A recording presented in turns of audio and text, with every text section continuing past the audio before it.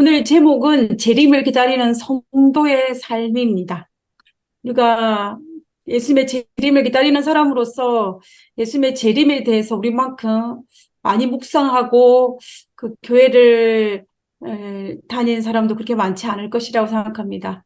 우리가 예수님의 재림이라는 말을 떠올리면 어, 또 우리가 예수님의 재림이라 생각을 하면 어떻습니까? 많은 위로를 받고 또 희망을 가지게 되고 또 우리 마음이 편안해지는 것을 경험하게 되지 않습니까? 그만큼 우리는 재림을 기다리는 성도입니다. 저는 1985년 12월 달 때가 그때 제가 중학교 2학년이었어요. 중학교 2학년 때 본격적으로 이제 교회를 다니기 시작하여서 이 올해로 제가 계산을 해보니까 40년에서 3년이 빠지더라고요. 그래서 제가 이렇게 짧지 않은 긴 시간 동안 하나님을 섬기는 성도로 살아오면서 예수님의 재림에 대해서 많은 이야기를 들었고, 그리고 또 예수님의 재림에 대해서 많이 묵상하였고, 그리고 예수님의 재림에 대한 소망을 가지며 살아왔던 것 같습니다. 그만큼 우리는 예수님의 재림은 우리와 가장 친숙한 그러한 단어이고 또 우리의 가장 큰 소망이 바로 예수님의 재림이 아닐까라는 생각을 하게 됩니다. 우리는 예수님 재림하면 딱 떠오르는 성경장이 어디입니까? 보통 우리가 예수님 재림하면 딱 떠오르는 것은 아마 우리 모두는 거의 다 재림장인 마태복음 24장을 떠올리실 것입니다. 마태복음 24장에 보면 예수님의 제자들이 예수님에게 질문하는 걸로 이제 시작하는 것을 볼 수가 있는데요. 이 24장에 등장하는 예수님의 제자들도 이 예수님의 재림에 대해서 관심이 굉장히 많았던 것 같습니다. 그래서 그 의문점을 가지고 예수님에게 와서 질문을 하는 것을 등장하는 걸 볼 수가 있는데요. 마태복음 24장 3절에 보면은 예수님의 제자들이 예수님에게 질문을 합니다. 예수께서 감람산 위에 앉으셨을 때에 제자들이 조용히 와서 이르되 우리에게 이루소서 어느 때에 이런 일이 있겠사오며 또 주의 임하심과 세상 끝에는 무슨 징조가 있사오리이까. 제자들이 예수님께서 말씀하신 이 세상 끝 재림에 대해서 질문할 때에 제자들이 물었던 이 질문의 핵심이 무엇이었습니까? 그 핵심은 징조입니다. 그때에 무슨 징조가 있사오리까입니다. 이 제자들의 질문의 핵심이 이 징조에 포커스를 맞춰져 있는 것을 우리가 알 수가 있는데요. 우리가 그래서 자칫 잘못하게 되면 마태복음 24장을 읽을 때에 예수님의 재림의 징조에 대해서 많은 부분을 할애하여서 그 부분에 집중할 수 있는 위험이 있습니다. 그러면 우리가 어떻게 됩니까? 이 재림의 징조가 24장에 굉장히 많이 등장하는데요. 우리가 난리와 난리, 나라가 나라를 대적하고 첫째 기근과 지진이 일어나고 해와 달이 빛을 잃어버린다. 이런 징조들이 24장에 굉장히 많이 나와 있는데 우리는 이런 징조에 치중할 수 있습니다. 자, 그러면 우리가 마태복음 24장에 절수로는 많은 부분을 차지하는 이 징조에 치중하다 보면 제자들이 가졌던 그 질문의 핵심이 그것에 치중하다 보면 어떤 현상이 벌어질 수가 있냐면요. 이번에 우리가 이스라엘과 하마스의 전쟁이 일어나지 않았습니까? 그럼 우리 그 전쟁을 바라볼 때 우리가 무슨 생각을 하게 됐겠습니까? 작년에 우크라이나와 러시아의 전쟁이 일어났는데 아직 끝나지도 않았는데 이 전쟁이 계속해서 일어나니까 성경에서 말했던 나라와 나라가 대적하는 이 전쟁의 소문이 들리니 예수님의 재림이 임박했다라는 생각을 가지면서 나도 모르게 우리 마음에 불안과 초조한 마음을 가질 수 있는 위험이 우리에게 있다라는 것입니다. 그리고 또 우리가 우리 귀에 들리는 지진이나 또 기근 소식, 이런 여러 가지 천년계의 수많은 변화들, 천년 재해들이 있지 않습니까? 이런 거를 바라보면서 우리도 이 징조에만 포인트를 맞추다 보면은 우리도 어쩔 수 없이 이런 일들이 바라보고 예수님의 재림의 징조가 가까이 왔다는 것에 대해서 불안하고 초조한 마음이 우리 마음에 생길 수 있다는 것입니다. 그런데 예수님께서 마태복음 24장에서 우리에게 말씀하고 싶은 그 포인트는 과연 무엇일까요? 제자들이 관심을 가졌던 것은 징조임에는 틀림이 없습니다. 그래서 징조에 대해서 포커스를 맞춰서 물어봤는데, 그러면 예수님은 마태복음 24장을 통하여서 제자들의 질문과 상관없이 제자들에게, 그리고 이스라엘 살아가는 우리들에게 말씀하기를 원하셨던 것은 무엇인지를 오늘 이 시간 한번 살펴보기를 원하는 것입니다. 제자들은 분명히 징조는 어떠하니까? 라고 물었습니다. 그죠? 그런데 예수님께서 이 마태복음 24장 3절에 그 질문을 했는데 4장과 5절에 대답을 하시면서 이렇게 시작을 하십니다. 그 질문에 대한 대답의 시작입니다. 예수께서 대답하여 이르시되 너희가 사람의 미혹을 받지 않도록 주의하라. 너희가, 여기 너희가 누구입니까? 제자들이죠. 그럼 그것은 결국 우리도 되는 것입니다.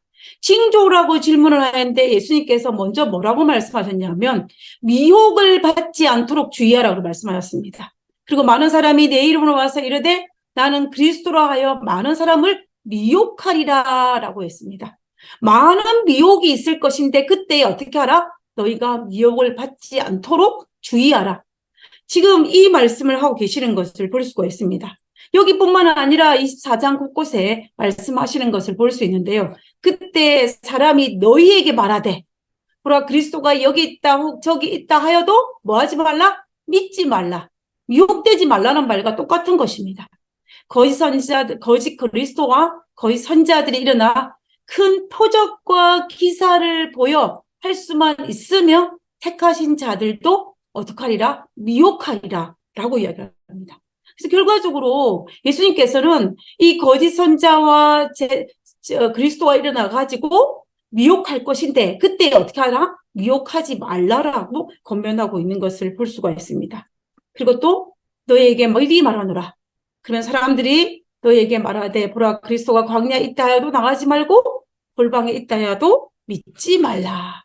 예수님께서는 계속해서 말씀하고 계시는 것이 뭐냐 하면은 너희가 마지막 때에 미혹당하지 말라라고 거듭거듭 말씀하고 있는 것을 우리가 볼 수가 있습니다.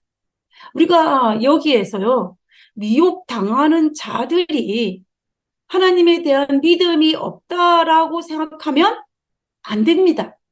왜냐하면 하나님에 대한 믿음이 없는 사람이라면, 예를 들어서 영적으로 호기심이 없는 사람이라면 신앙에 관심이 없기 때문에 미혹될 일도 없습니다. 그죠? 그래서 그는 최소한 미혹당하는 자는 그들은 어느 정도 영적인 것에 관심이 있는 것이라는 것을 우리가 알 수가 있다는 것입니다. 그리고 또한 어떤 영원한 생명, 구원에 대해서, 영생에 대해서 관심이 없다면은 그들의 미혹에 넘어가지도 않을 것입니다. 그래서 그들은 최소한 하나님의 영원한 영생에 대해서, 구원에 대해서 갈급하는 사람인 것입니다. 그뿐만 아니라 그들은 하나님을 사랑하는 사람입니다. 하나님을 사랑하니까 하나님의 말씀인 줄 알고 쫓아가서 미혹당하는 것입니다. 우리는 이 모든 것들을 살펴볼 때에 미혹당하는 자가 믿음 없는 자가 아니고 영적으로 호기심도 있고 영생과 구원에 대해서 관심도 있고 하나님을 사랑하는 자들이면은 어느 정도는 알 수가 있다는 것입니다. 우리는 사실은 이런 부분은 우리가 가져야 할 부분입니다. 우리가 영적으로 호기심도 있어야 되고 구원에 대해서 영생에 대해서 갈급하는 마음도 있어야 되고 그리고 예수님을 사랑하는 마음도 있어야 됩니다. 그러한 상태에서 우리가 어떻게 미혹을 당하지 않을 수가 있을까요? 이것이 우리에게 관건입니다. 그죠? 그 부분에 대해서 우리가 예수님께서 말씀하신 이 마태복음 24장에 있는 말씀을 통하여서 우리가 해답을 한번 찾아보고자 합니다. 마태복음 24장을 우리가 자세히 살펴보면 예수님께서 재림의 징조를 주신 이유를 밝히고 있습니다. 마태복음 24장 33절에 보면은 이와 같이 여기서 이와 같이가 말하고 있는 건 내용은 뭐냐면 마태복음 24장에 계속 언급되어졌던 재림의 징조들에 대한 이야기입니다. 징조들에 대한 이야기. 난리와 난리, 기근과 기근, 처처에서 일어나는 이 수많은 재림의 징조들의 이야기를 쫙 설명하지. 이와 같이 너희도 이 모든 일, 재림의 징조들이 임하는 것을 보거든 어떻게 알아? 인자가 가까이 문 앞에 이른 줄 알라라고 했습니다. 결과적으로 이 마태복음 4장 33절에 있는 말씀을 통하여서 우리가 알 수 있는 것은 마태복음 24장에서 재림의 징조들을 우리에게 설명한 이유는 뭐냐면은 재림의 때가 가까이 옴을 알려주기 위한 것이라는 것입니다. 전쟁을 알리기 위해서 나팔을 부는 것처럼 예수님의 재림이 임박했다는 것을 알려주기 위한 나팔로 재림의 징조들이 등장한다라는 것을 마태복음 24장에서 말하고 있는 것입니다. 자, 이런 일이 일어나거든, 이런 징조들이 일어나거든 예수님께서 가까이 왔다라는 것을 알아라는 것입니다. 그리고 예수님이 문 앞에 이런 줄을 알고 우리가 어떻게 해야 되냐 하면은 미혹되지 말라는 것입니다. 미혹되지 말라. 여기저기 휩쓸리지 말고 오직 예수님만 바라보고 미혹되지 말라라고 권면하기 위해서 마태복음 24장에 있는 말씀을 썼다라는 것을 알 수가 있다는 것입니다. 그래서 결과적으로 마태복음 24장에서 예수님께서 말씀하시기를 원하는 가장 키 포인트는 뭐냐면은 마지막 때에 너희들이 미혹되지 말라라는 그 말씀을 하기 위해서 마태복음 24장에 장황하게 재림의 징조들을 기록했다라는 것을 우리가 알 수가 있다라는 것입니다.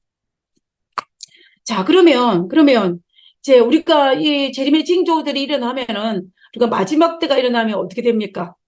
우리의 마음속에 재림의 징조들이 일어나고 마지막 때가 인식이 딱 되면 우리가 어떤 마음을 딱 가지게 되냐면 우리가 꼭 무엇인가를 해야 하지 않을까라는 강박관념을 가지게 됩니다.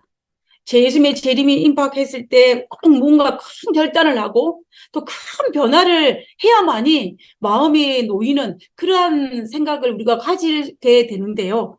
그런데 사실 우리가 마지막 때 그런데 이 마태복음 24장에서 예수님께서 재림의 징조들을 다 이야기하고 난 다음에 우리가 어떻게 하라고 하셨는지를 우리는 마태복음 24장을 통해서 알 수가 있습니다.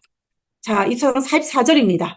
이름으로는 앞에 있는 모든 문장에 대한 결론이라는 거 볼 수가 있죠. 이름으로 재림의 징조들이 임함으로 너희가 예수님이 임박했다는 것을 깨달아 알고 미혹하지 말라는 것입니다. 미혹당하지 말라는 것입니다. 그렇게 하기 위해서 이름으로 너희가 뭐하고 있으라? 준비하고 있으라. 예비하고 있으라. 라고 이야기하는 것입니다. 깨어 있으라라는 말이죠. 예수님의 재림을 준비하는 데 있어서 가장 포괄적인 메시지가 바로 준비하라는 메시지일 것입니다. 그러면 우리가 어떻게 예수님의 재림을 준비할 수 있을까요? 예비할 수 있을까요? 어떻게 깨어 있을 수 있을까요? 우리는 기도하라, 말씀을 보라, 새벽을 깨우라, 다른 사람에게 복음을 전하라, 성경 공부를 열심히 하라. 다 좋습니다. 맞죠? 이 모든 것들은 굉장히 필요한 부분입니다. 이런 것들을 통하여서 우리가 깨어 있을 수 있습니다. 우리는 이것을 통하여 예수님의 재림을 준비할 수도 있고 이런 것들이 우리가 굉장히 준비하다고 우리는 수도 없이 이야기를 했습니다.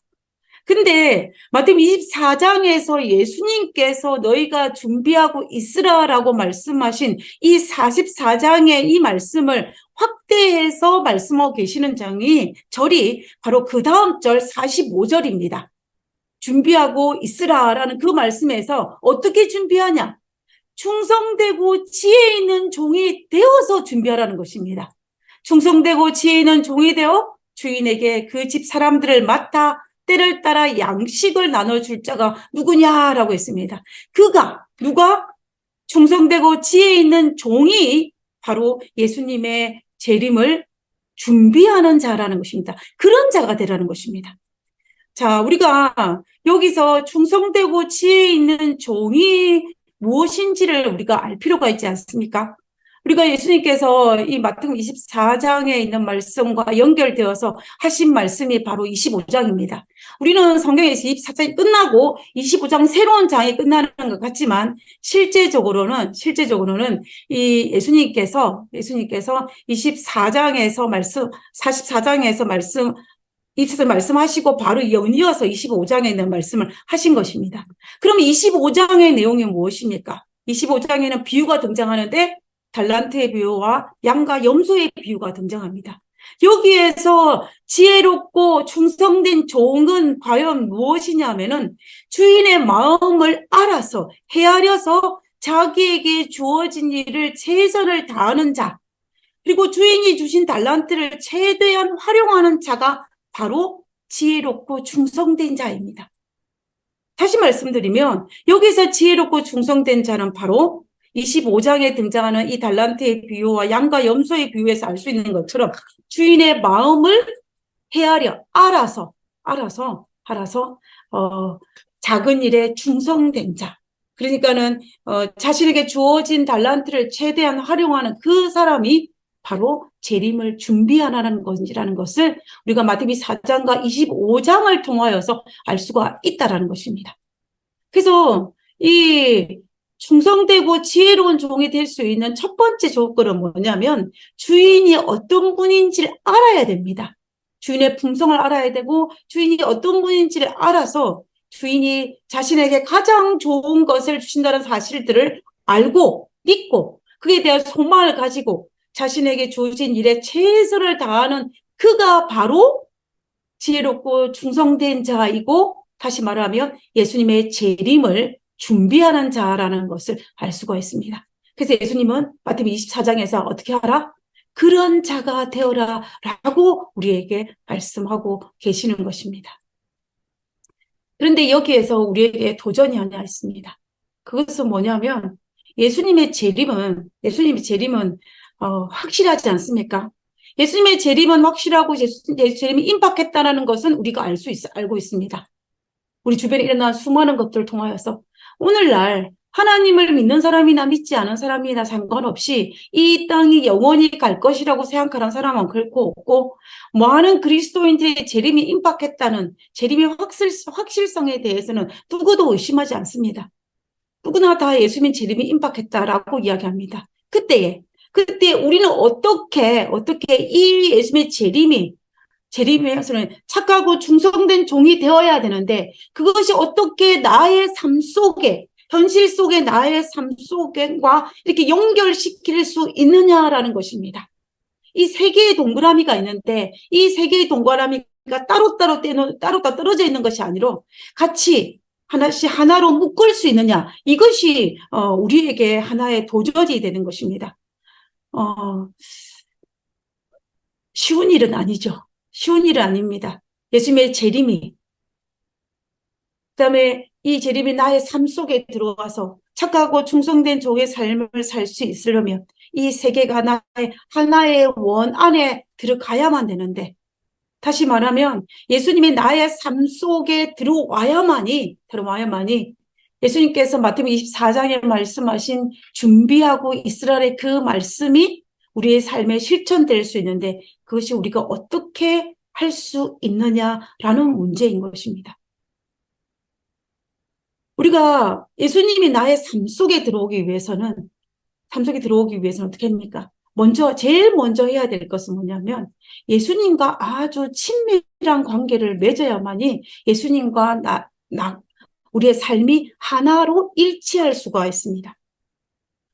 다시 말하면 우리가 아침에 아침 식사를 같이 하는 가족들이 있다고 생각해 보십시오.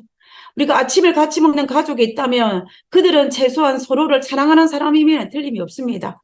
그리고 그들은 정말 올바른 곳으로 가기를 바라는 사람들입니다. 같이 아침 식사하고 행복한 가족이 내 자녀가 내 부모가 올바르지 않은 곳을 가기를 바라는 사람은 아무도 없습니다.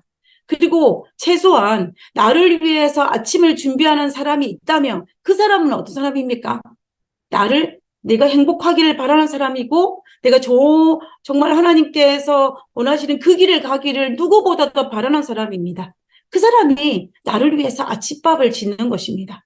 매일매일 나를 위해서 아침을 준비하는 사람이 있다면 그 사람은 행복한 사람입니다.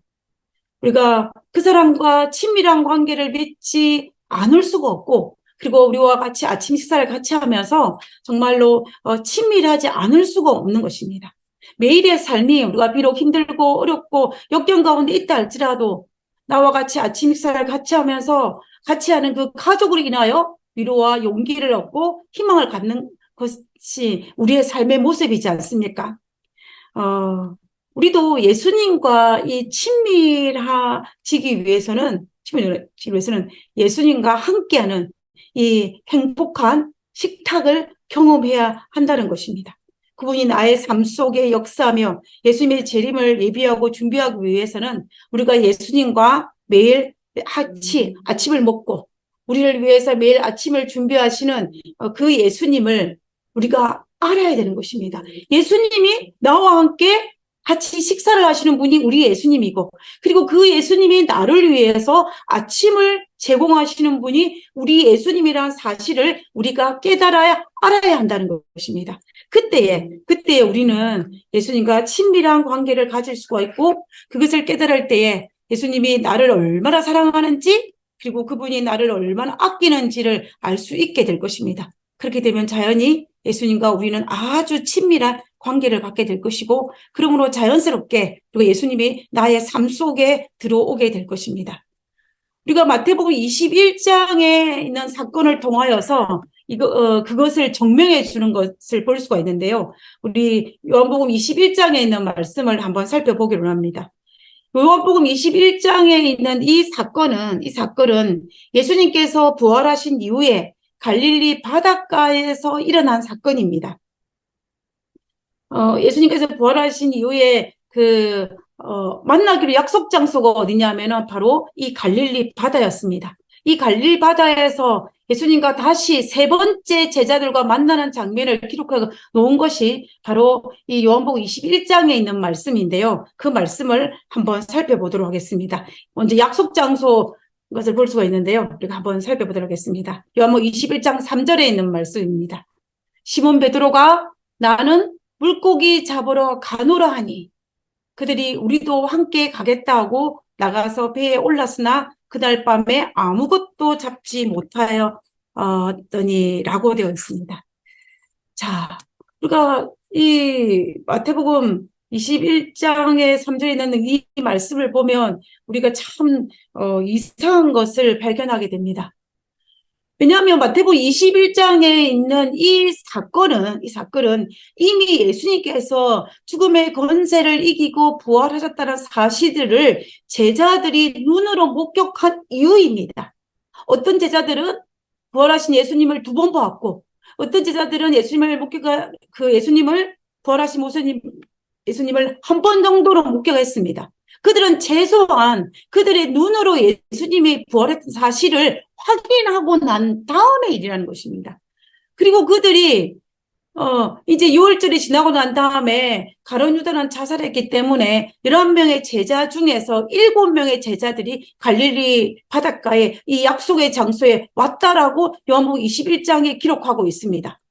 그렇다면 7명밖에 오지 않았기 때문에 나머지 4명은 예수님께서 약속하셨음에도 불구하고 그 약속 장소에 오지 않았다라는 것을 알 수가 있다라는 것입니다. 그런데 그들이 약속 장소에 와서도 7명이 wan 그 제자들도 어떤 모습이냐면 물고기 잡으러 가는 모습입니다.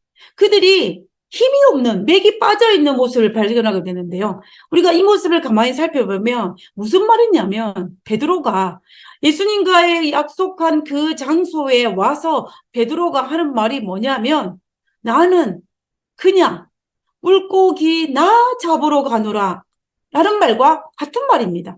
그러니까 다른 지자들도 뭐라고 이야기하냐면 우리도 같이 물고기나 잡으러 가겠다라고 말하는 것과 똑같은 말인 것입니다.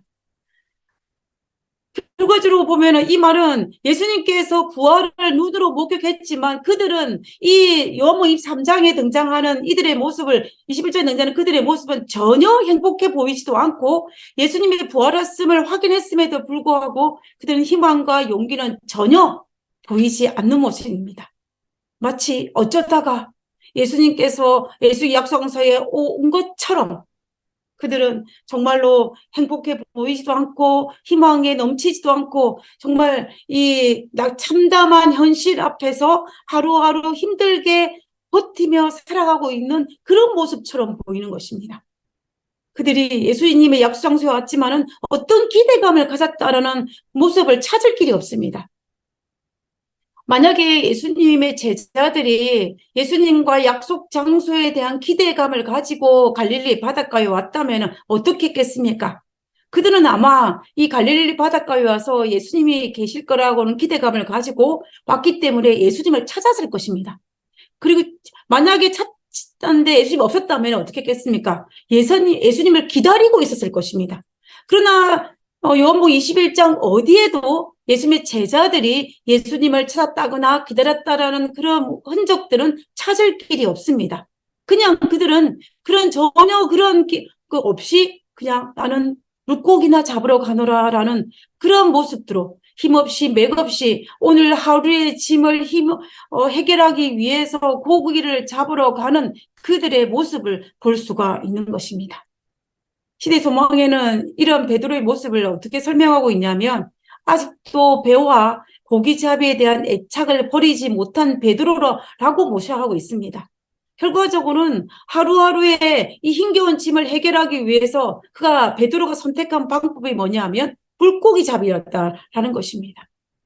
자, 그러면 왜 제자들이 예수님이 부활을 했음을 알았음에도 불구하고 그들이 눈으로 보았음에도 불구하고 그들이 예수님이 부활했다는 사실을 믿었음에도 불구하고 그들은 어떻게 의기소침하고 맥이 빠진 이렇게 힘없는 모습으로 21장에 등장할 수 있었을까요? 라는 문제입니다. 왜? 어떻게 그것이 가능하냐입니다. 그 이유는 간단합니다. 그 이유는 뭐냐면 부활하신 예수님이란 사실을 믿었지만 그 예수님이 지금 나와 함께 계시지 않았기 때문에 시몬 베드로를 필요한 다른 제자들이 힘이 빠진 것입니다. 용기를 상실한 것입니다. 맥이 빠져서 그들은 뭐하러 물고기를 잡으러 가는 그들의 모습을 볼 수 있는 것입니다. 옛날에는 예수님께서 십자가에 달려 들어가시기 전에는 예수님께서 그 갈릴리 바닷가를 같이 거닐었는데 내가 어디를 가든지 예수님과 함께 하였는데 지금은 어떻습니까? 지금은 그 예수님이 나와 함께 하지 않는다라고 생각했기 때문에 다시 말하면 부활하신 그 예수님이 지금 현재의 나의 삶에 어떤 영향을 끼치지 못한다라고 생각했기 때문에 제자들이 맥이 빠진 것입니다. 용기를 상실한 것입니다. 그래서 나는 그냥 물고기나 잡으러 가더라라고 힘없이 물고기 잡으러 가는 이 제자들의 모습을 보일 수밖에 없었던 것입니다. 그러니까 이것을 증명해주는 성경절이 그 다음 절에 등장합니다. 날이 새어갈 때 예수께서 바닷가에 서셨으나 제자들이 예수인지를 어떻게 하더라? 알지 못하더라라고 했습니다. 예수님께서 약속 장소에 와 있었는데 제자들이 그것을 알지 못했다는 것입니다. 제자들은 예수님께서 나와 함께 하시기를 원했지만 제자들이 알지 못해서 나와 함께 계시지 않다라고 생각했던 것입니다. 그래서 제자들이 용기를 상실하고 힘없는, 맥없는 이 제자들의 모습을 보여줄 수밖에 없었던 것입니다. 의기소침하여 힘없는 제자들의 모습 말입니다. 우리가 이 요한복음 21장 초반부에 등장하는 제자들의 이 모습은 우리에게 시사하는 바가 굉장히 큽니다. 이것을 우리에게 적용시키면 비록 우리가 예수님의 재림을 어떻게 하고 믿고 그리고 우리를 구원하시기 위해서 오실 우리를 구원하기 위해서 오시는 예수님이 바로 메시아라는 사실을 믿고 있지만 그리고 그분이 나를 사랑한다는 것을 믿고 있지만 그 사실이 나의 현재의 삶에 어떤 영향을 미치지 못한다면 그걸 알지 못한다면 인지하지 못한다면 다시 말하면 믿음과 나의 삶을 분리되어 생각하고 분리되어 생활한다면 우리는 매일의 삶의 무게에 눌려서 힘겹게 나 홀로 이 현재의 삶을 감당할 수밖에 없다는 것입니다. 누구처럼요? 제자들이 매일의 삶의 그 힘듦에 눌려서 그들이 그 문제를 해결하기 위해서 물고기 잡으러 갔던 것처럼 홀로 그들이 예수님 없이 갔던 것처럼 우리가 예수님이 오늘 나의 삶에 영향을 미치지 못한다면, 분리해서 생각한다면, 우리는 이 마태복음 21장에 등장하는 이 7명의 제자들처럼 홀로 그 무거운 짐을 감당할 수밖에 없다는 것입니다. 근데 현실은 어땠습니까? 현실은 그들 곁에 누가 있었냐면 예수님이 서 계셨다라는 것입니다. 제자들이 몰랐을 뿐이지. 제자들 옆에는 예수님이 서 계셨던 것입니다. 우리가 이 사실을 우리는 잊지 말아야 합니다. 오늘 이 순간도 하나님께서 우리와 함께 하신다는 그 약속을 수도 없이 반복하여 거듭 우리에게 약속하셨습니다. 우리는 그 약속을 믿고 정말로 예수님께서 우리와 함께 계신다는 사실을 알아야 합니다. 그래야만이 이 제자들처럼 힘겹게 오늘 나에게 주어진 삶을 홀로 버틸지, 내 힘으로 버티려고 시도하지 않을 것입니다. 그렇게 했을 때 그들의 결과는 어떠했습니까? 그날 밤에 아무것도 잡지 못하였더니 라고 되어 있습니다. 그들은 힘겹게 그들의 삶의 무게를 해결하기 위해 싸웠지만 해결할 수 있는 것은 아무것도 없었다라는 것입니다.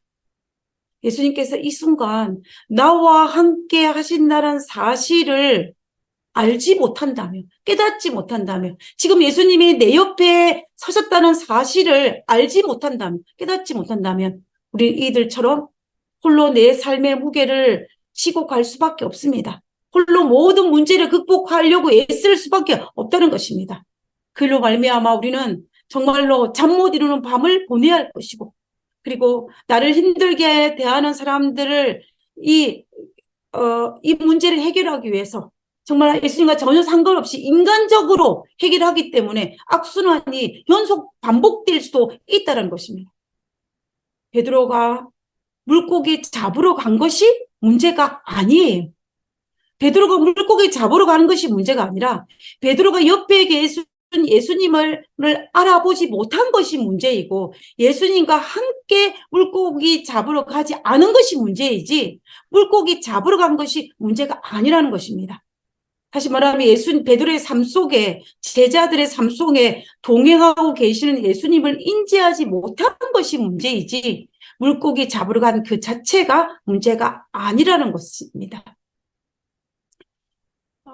제가 한국에 있을 때에 그 대학생 선교회 액tive 활동을 아주 최선을 다해서 열심히 했던 적이 있었는데요. 그때 제가 잊지 않고 기억나는 행사가 하나 있었습니다. 그거는 뭐냐면, 보통 우리가 이 대학을 졸업하기 전에 꼭 해야만 하는 행사가 있었는데, 그게 뭐냐면 전공 속에 나타난 하나님이라는 그 주제를 가지고 세미나를 열어서 발표하는 것입니다.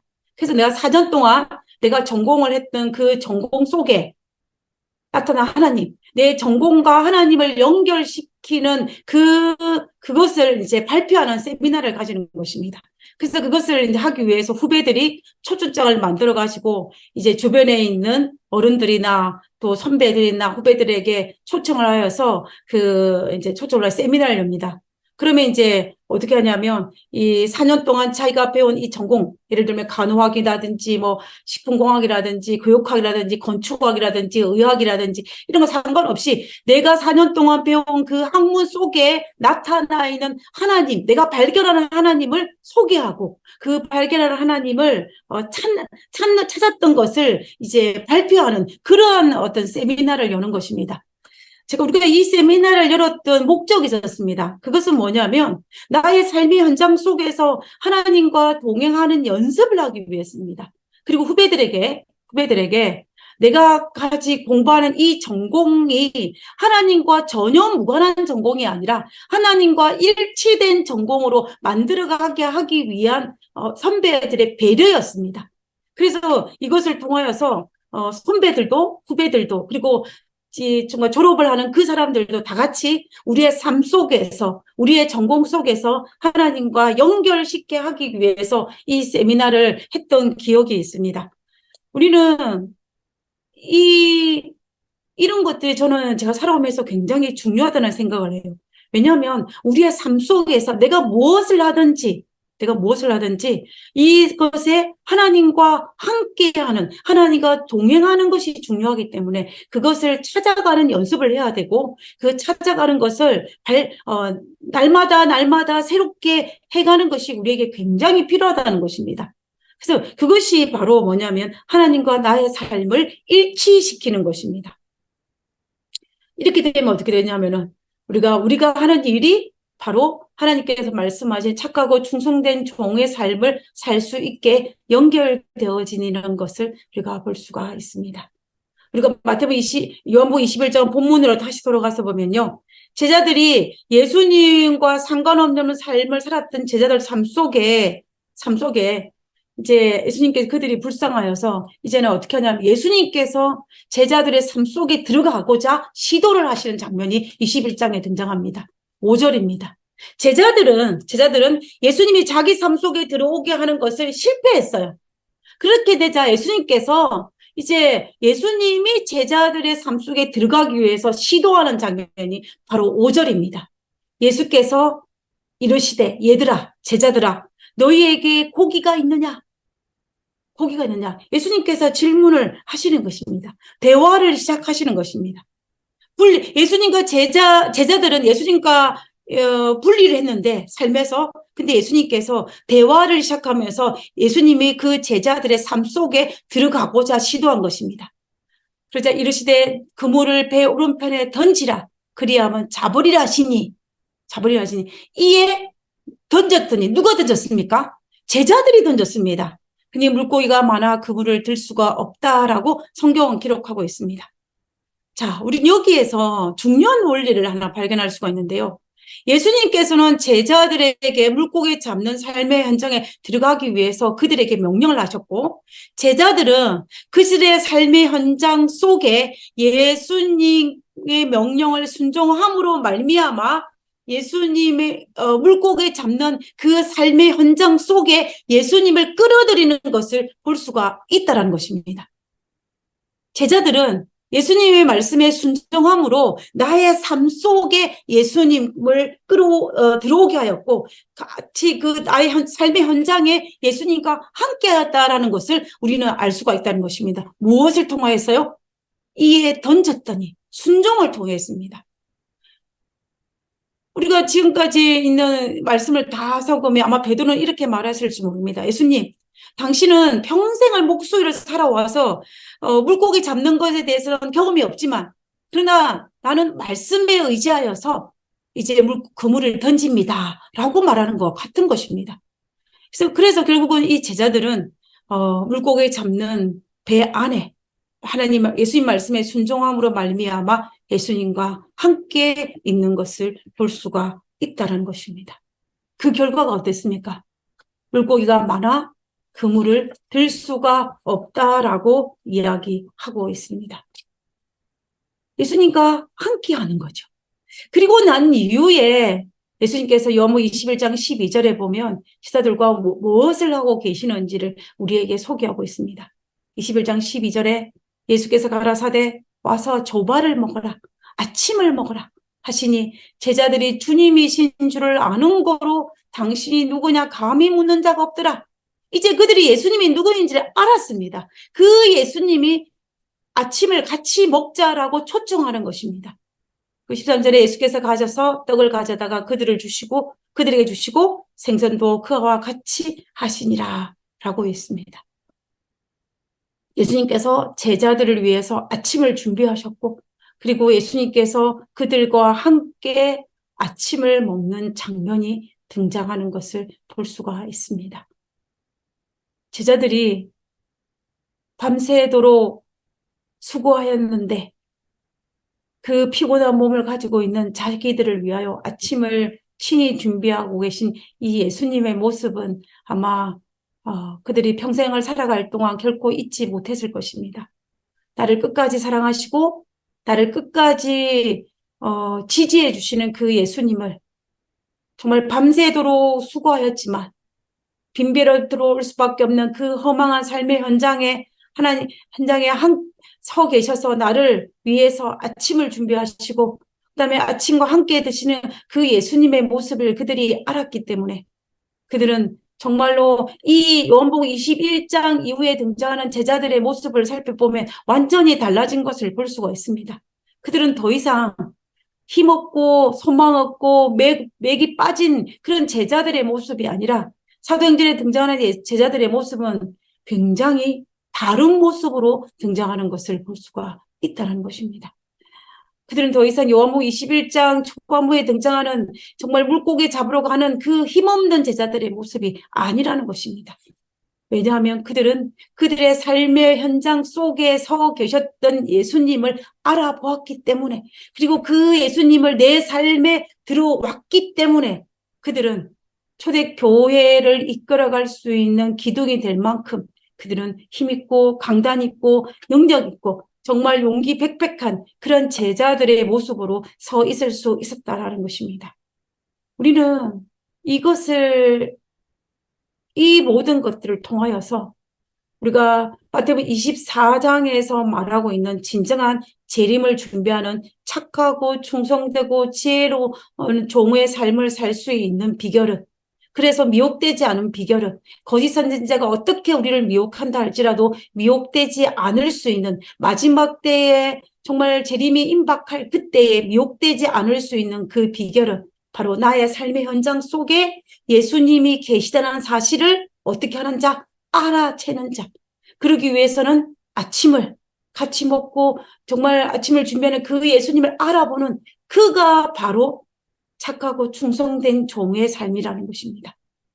정말 오늘날 우리는 쏟아지는 예수님의 재림의 징조가 징조가 있는 세대에 살아가고 있습니다.